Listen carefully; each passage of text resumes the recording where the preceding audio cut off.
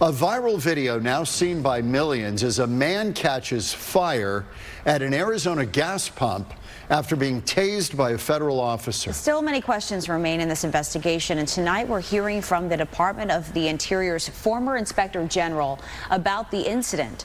Here's Fox 10 investigator Justin Lum. I was just like, oh crap.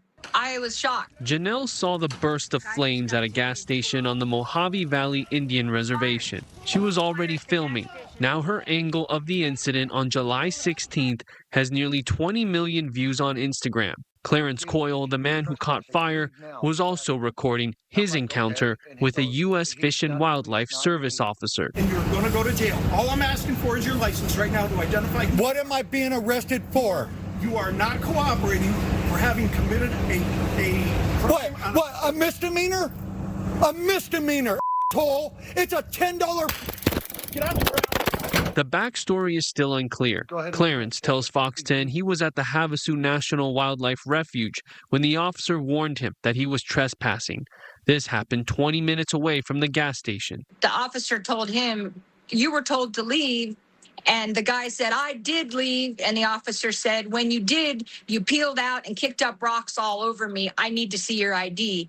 And then it escalated from there. And that's when he pulled his taser out on the guy. A spokesperson with the U.S. Fish and Wildlife Service says the taser deployment is under review and declines to comment further. Genelle also claims that the officer, whose uniform name reads P. Nielsen, did not just pull out a taser. I don't know what happened, but the officer actually put his taser away. He pulled his real gun on him for a second.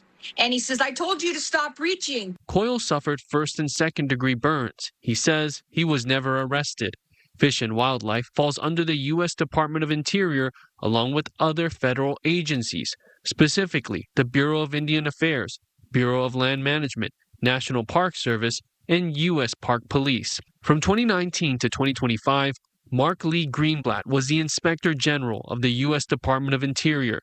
In 2023, he released a report blasting the DOI's taser policies. The entire world of tasers inside the Department of the Interior, including the Fish and Wildlife Service, was sort of in purgatory. The oversight report called the policies outdated and unfinalized, with an inadequate review of incident reports by supervisors. Officers failed to routinely test the electronic control devices, sometimes less than 5 times a month. Greenblatt also called out incomplete taser training. And that's how you end up with these viral moments that are pretty scary. So speaking of viral, what were your thoughts in seeing this video? Well, it's troubling. I mean, everyone knows that those tasers do send electric shocks, and having that occur near a gas pump, and it appears to be a gas pump that's in use, that is troubling. There's no question about that, and that's the type of issue we were flagging in our report. The current DOI policy clearly states that an electronic control device should not be used if a subject is near flammable or explosive materials. Greenblatt says the potential for an explosion is at the core of why the policy review was done in 2023. And there should be bright letters that say, don't use this in a gas station. From Genelle's point of view, she describes Clarence as hostile that day, but agrees with Greenblatt that deploying a taser at a gas pump is dangerous.